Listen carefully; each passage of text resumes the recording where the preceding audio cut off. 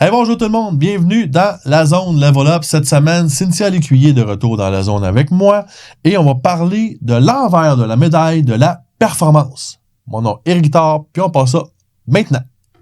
La zone, c'est pour toi. Que tu sois entrepreneur ou parent, si tu as conscience que le mindset, la confiance en soi et l'estime de soi sont essentiels à ton succès, ben, la zone est là pour toi. À chaque semaine, on va parler entrepreneuriat, mindset, leadership et succès. Je te remercie de passer ce beau temps avec moi. C'est parti! Cet épisode est présenté par MYP, Make Yourself Powerful, gamme de vêtements pour gens actifs. www.makeyourselfpowerful.com. Cynthia, yes, de retour dans la zone, super cool. Donc, l'envers de la médaille de la performance. On est tous les deux des gens ultra performants. Je sais pas de quoi tu parles. Puis, on côtoie énormément d'ultra performants également à travers nos activités professionnelles, que ce soit des vendeurs ou des entrepreneurs. Et on est bien placé pour comprendre l'envers de la médaille. Parce qu'on le vit aussi, l'envers de la médaille. Parce qu'on le vit à 100 000 à l'heure. On le vit à 100 000 à l'heure. Fait que, c'est quoi justement l'envers de la médaille? En fait, on pourrait dire qu'il y a plusieurs envers de médaille. On va dire, c'est pas juste une chose, là. Mais pour toi, c'est quoi l'envers de la médaille de la performance, justement? En tout cas, un envers que tu trouves bien important. Je dirais la santé, puis la santé pas juste physique, mais la santé mentale. Mm-hmm. Ouais. C'est un des gros fléaux en ce moment. Puis, tu sais, avant, c'était beaucoup les athlètes qui parlaient de ça. Tu sais, les athlètes de haut niveau avaient plus une façon, mais là, la performance est partout. Tu sais, la société l'encourage, la louange, parce que ça fait faire de l'argent, la performance, dans niveau professionnel. Ça fait rouler l'économie, puis on aime ça. Mais il y a des envers à ça, puis c'est pas juste des bons côtés, puis faut être alerte à, justement, est-ce que je fais ça pour les bonnes raisons? Est-ce que j'ai encore envie de faire ça autant à cette vitesse-là? Est-ce que j'ai vraiment besoin de autant en faire? T'sais, parce que je l'amène à l'aspect financier, mais ça peut être dans plein d'autres sphères aussi, là. On peut être performant juste en faisant son ménage, là. D'avoir une to-do list, puis achieve, puis jamais. Fait que c'est dans bien des sphères. Là. On vit dans un monde de to-do list, là. On s'entend. D'efficacité. Puis on se sent bien d'abattre du boulot, puis on a de la misère à s'arrêter. On est beaucoup dans le faire. Ouais. C'est clair. Puis, dans le fond, on parlait également de prendre soin de sa santé, tu sais, de prendre soin de sa santé autant mentale que physique. Toi, comment je peux le verbaliser? Quand tu fais de l'accompagnement avec quelqu'un, comment tu réussis à le sensibiliser à ça? Ou c'est quoi pour toi peut-être certains outils sur hey, t'es 35 livres overweight, t'as pas être bien certain ou quelque chose? Tu sais, est-ce que t'as des façons de faire? Ou? Niveau physique, je vois pas là, dans le sens que la personne va y aller elle-même. Tu sais, je fais pas de l'accompagnement. Non, mais des fois. Activité physique, mais. On est là pour botter de derrière aussi, des fois. Oui, mais la personne, tu sais, dans le coaching, moi, je suis pas très directive. Yeah. Je suis beaucoup dans aider l'autre à se poser des questions puis à, tu sais, trouver ce qu'il y a de besoin. Puis oui, par moment, je vais faire comme, tu sais quoi? Essaye ça. Fais ça. Tu sais, qu'est-ce que t'en penses si tu sais, comme de faire des suggestions puis de challenger un peu, mais sinon, je te dirais que la personne, quand tu te regardes dans le miroir, là, Éric, là, puis que t'es pas bien avec toi, puis que tu te laisses aller, là, tu le vois. Ça paraît. Je veux dire, que tu sois que t'aies déjà été en super forme ou pas, ou que, tu sais, puis même chose mentalement, quand ça va pas, comme... Mentalement, c'est insidieux aussi. Des fois, on s'en rend moins compte. En tout cas, moi, personnellement... J'ai réalisé cette année à quel point j'avais négligé ma santé mentale dans les derniers 10-12 ans. Puis c'est insidieux, c'est tranquillement, c'est des petites cocolères refoulées, des petites émotions refoulées, tu refoules, tu retapes. Moi, personnellement, ce qui était un gros piège, c'était la positivité toxique. Moi, j'étais vraiment dans la positivité à côté, puis pour moi, ça n'est un envers la médaille de performance. T'as raison. Tu sais, c'est comme, aïe, tu sais, faut que tu restes fort, faut que tu restes solide, let's go, on drive. Ouais. Puis, pour moi, personnellement, là, puis ça, je pense que ça peut résonner à bien du monde, mon envers de médaille le plus sneaky, le plus insidieux que j'ai réalisé, c'est que j'avais plus de fun. C'est un esti de bon indicateur. J'avais plus de fun. C'était performance, puis plus de plaisir. Puis tu sais, c'est pas je m'emmerde. Puis non, c'est tranquillement, c'est comme j'ai moins de fun à ma job, j'ai moins de fun à balle molle, j'ai moins de fun à coacher, j'ai moins de fun au lit, j'ai moins de fun dans tout. Puis c'est là que je fais comme t'es un peu, il y a quoi qui marche pas. Moi, ça a été ça qui m'a réveillé. C'est là que j'ai fait OK, t'es un peu là. Mais c'est beaucoup le cas de mes entrepreneurs et des gens que j'ai coachés qui sont dans la vente ou autre, c'est le fait de ne plus ou peu ressentir. D'être peu satisfait. De faire des choses quotidiennes, normales qu'ils faisaient avant, puis un jour se rendre compte de ça leur apporte plus grand-chose. Puis là, de faire wow, c'est quoi qui se passe? Puis de faire le choix de OK, je veux plus que ça soit ça, mais ouais. Mais écoute, le lien se fait naturellement vers le dernier épisode qu'on a fait ensemble sur la peur de la solitude. Je veux dire, quand t'as moins de fun, puis tu te rends compte que t'es moins heureux, moins bien que tu pensais, ben c'est de s'asseoir avec toi-même, puis de te les poser ces questions-là, puis de te reconnecter avec ton essence, puis de voir qu'est-ce qui ressort. C'est peut-être ça aussi qui fait si peur d'être tout seul. C'est tout interrelié. Ouais, c'est tout interrelié. C'est vrai que c'est interrelié. Puis, tu sais, la performance, on parle du faire, puis si on va dans justement la solitude, on va être plus dans l'être, on va être plus dans la connexion à soi, dans l'écoute de soi. Fait que c'est vraiment deux dualités, là, complètement, mais qui peuvent s'apporter tellement. Tu sais, la performance peut être ultra nourrissante, là. Comme la solitude, mais d'être dans la solitude extrême va avoir ses envers aussi. D'être dans la performance extrême va être dans... Tu sais, il y a vraiment une écoute de soi, une écoute de ses besoins, mais pour avoir ça, ça prend une connaissance de ses besoins. 100%. Puis comme mon acupuncteur dit tout le temps, c'est l'équilibre. Il dit, recherche toujours l'équilibre. Moi, souvent, tu sais, j'aime me ressentir en puissance. Il me regarde tout le temps, il fait comme, en équilibre. C'est quoi ça, l'équilibre, Eric? Ben justement, c'est cet équilibre-là entre ces moments seuls, être, et ces moments de performance, faire, c'est de trouver ces moments. Puis c'est l'équilibre entre les moments où OK, là, on donne un bliss de job, puis, par contre, je prends le temps de m'entraîner pareil, je prends soin de puis oui, j'ai un thérapeute qui m'aide dans ma santé mentale, puis c'est toutes les sphères. Pour arriver à le faire, c'est que tu te connais, puis tu connais tes priorités. Oui. Puis c'est d'y retourner. Quand tu te perds, t'as le droit de te perdre. T'as le droit de comme dériver. On le fait tout. Puis mais tu fais comme, wow, OK, ouais, pourquoi cette semaine, j'ai skippé un workout, 2 workouts, j'ai mangé 3 fois au restaurant, c'était de la scrap. Pourquoi? Tu comprends? Pourquoi? OK, je sais, c'est à cause de ça m'a apporté ça. Comment je veux que la semaine prochaine se passe? Mais ça, c'est des bilans quotidiens que j'appelle.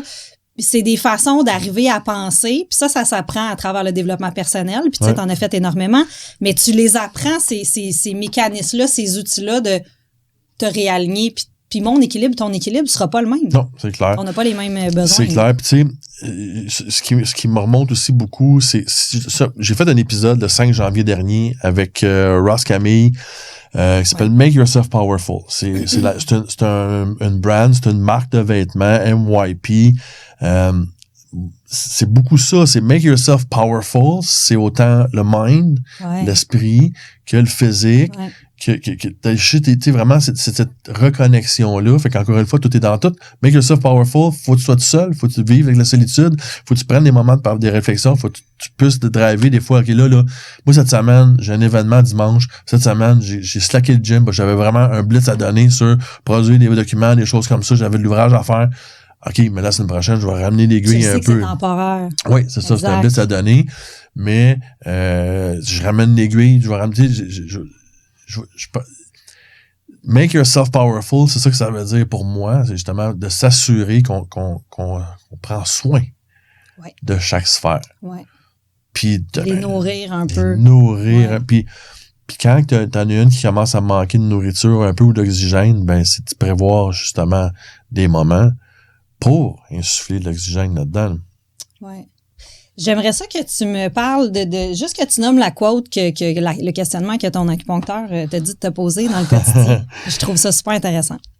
Quand tu fais ce que tu fais, de la façon que tu le fais, pourquoi tu le fais? Ouais. Ça, moi, personnellement, ça m'aide dans toutes les facettes de mon quotidien, puis je suis rendu, je me pose cette question-là à tout moment. Justement, quand on parle de performance, moi, j'ai beaucoup de culpabilité à rien faire. Puis de juste dire, hey, aujourd'hui, là, franchement, là, je mérite de m'installer devant le football de l'après-midi. Là. Je mérite. Ouais. Tu mérites. Il t'irrite ce mot-là. Hein? Non, je trouve qu'on le dit beaucoup comme ça. Les gens qui sont dans la performance, quand ils vont parler à des gens, mettons, qui vont nommer, j'ai pris un verre, mais tu sais, je le méritais, ça a fait de ma journée. Tu sais, j'ai fait tel truc, mais tu sais, j'ai tellement eu une grosse semaine, tu sais, comme je le méritais. Pourquoi ça marche? Qu'est-ce qui fonctionne au mérite? Qu'est-ce que tu mérites? Ben, moi, personnellement, c'est plus une question de m'aimer suffisamment pour savoir que je mérite ce temps d'arrêt-là, que je suis pas obligé d'être tout le temps être job, travail, d'être en performance. Pour moi, c'est une question d'estime personnelle. You're worthy of. Tu mérites, tu as le droit de le faire. Ouais. Parce que, hey, regarde, là, sais-tu quoi? C'est vrai que là, c'était une grosse semaine. Puis, j'ai toujours bien de la misère avec ça, de prendre un après-midi off pour une game de football, là. Je suis assis dans mon divan, je regarde mon bureau, je suis comme, j'ai ça à faire. Puis être capable de faire fuck off. C'est tough, ça. Mais oui, je sais que c'est tough. Ouais. Fait que c'est cette culpabilité-là qui fait partie de l'envers de la performance également. Mais, en tout cas, moi, j'apprends à m'aimer suffisamment pour faire, hey, regarde, pour moi, c'est prendre soin de moi aussi. Ouais. De prendre un après-midi puis écouter une game de football. Surtout que là, les séries commencent. Fait que c'est sûr qu'en fin de semaine, on va écouter du football. Là. Puis ça va me faire plaisir. Ça va être la fun de le faire. C'est sûr de faire quelque chose que t'aimes. Mais c'est important. Mais des fois, je me dis, on dirait que dans notre tête, là je dis on, là, mais c'est moi, je vais le ramener à moi, là. Je mettrai pas tout le monde là-dedans, peut-être là, on va faire, ouais, non, pas tant. Mais, comme si on se sentait observé. Hey. Tu sais, comme t'es dans ton côté. Non, mais ce que tu nommes, là, t'es seul chez vous, là. C'est très judéo-chrétien, puis t'es en train d'écouter ton football en te disant, genre, je devrais être en train de... Tu sais, où j'aurais de la job à faire, puis je fais le choix de prendre un moment. Mais qui te regarde comme... Tu sais, ça vient d'où, ça, cette façon de, comme, se sentir... C'est ça? Observer ou...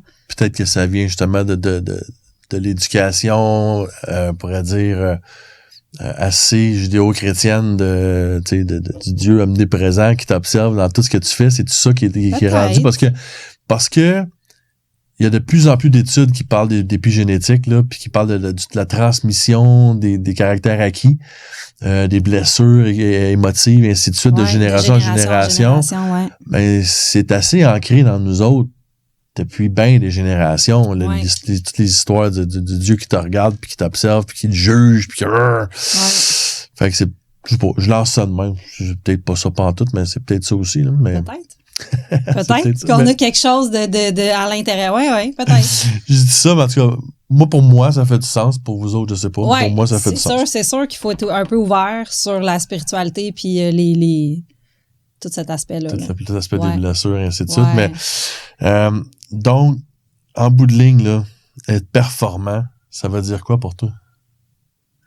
C'est une bonne question, hein? Moi, ma définition a changé avec le temps, un petit peu, tranquillement. C'est une maudite bonne question. Pour moi, ce que ça représente, être performante, faire les choses pour les bonnes raisons et de la bonne façon. Et non pour la validation. Ce que c'était avant. Tu vas exactement à la même place que je m'en allais. C'est ça, moi aussi, maintenant. Que ça revient à quand tu fais ce que tu fais, de la façon que tu le fais, pourquoi tu le fais.